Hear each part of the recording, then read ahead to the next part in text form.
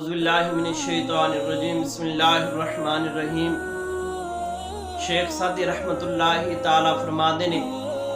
کہ میں ساری زندگی دو آدمیاں دی تلاش دے اندر رہا، مینوں وہ دو آدمی نہیں ملے۔ ایک پہلے نمبر تے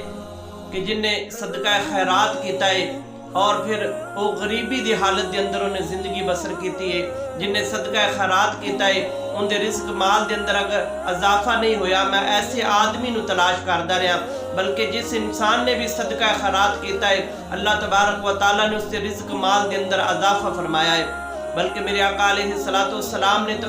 قسم اٹھائی ہے کہ قسم ہے مینوں رب کعبہ دی کہ جس انسان نے صدقہ خیرات کیتا ہے انہوں کدی رزق دے اندر تنگی نہیں آئے گی، انہوں اللہ تبارک و تعالیٰ وسیع رزق عطا فرمائے گا۔ دوسرے نمبر تے شیخ سعدی فرماندے نے کہ میں ایسے انسان دی تلاش دے اندر رہا کہ جن نے کسی دے اتے ظلم کیتا ہویا اور وہ سکھ دی زندگی بسر کیتی، انہیں آرام دی زندگی بسر کیتی، بلکہ جس انسان نے کسی دے اتے ظلم کیتا ہے اللہ تبارک و تعالیٰ اس ظلم دا حساب اس دنیا دے اتے کرے گا۔ حضور فرمایا کہ دو گناہ ایسے نے کہ جس دی سزا دنیا دے اتے انسان نو مل جانی ہے۔ ایک پہلے نمبر تے اپنے والدین دا نافرمان جڑا ہے اس انسان نو بھی اللہ تبارک و تعالیٰ دنیا دے اتے ہی اس دے گناہ دی سزا دے گا، دنیا دے اتے ہی انسان ذلیل و خوار رہے گا۔ دوسرا کہ جڑا کسی دے اتے ظلم کرے گا، زیادتی کرے گا، اللہ تبارک و تعالیٰ اس دا بھی حساب و کتاب دنیا دے اتے ہی کر دے گا۔ حضور فرمایا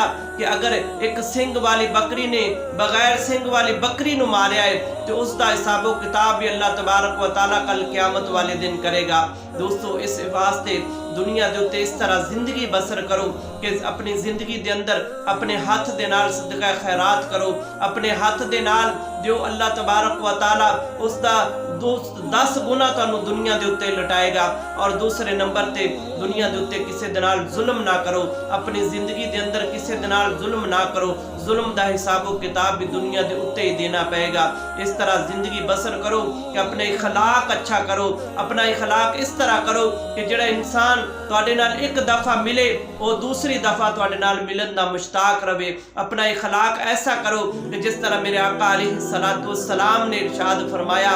میرے آقا علیہ السلام دا اخلاق ایسا سی کہ پوچھا گیا کہ یا رسول اللہ،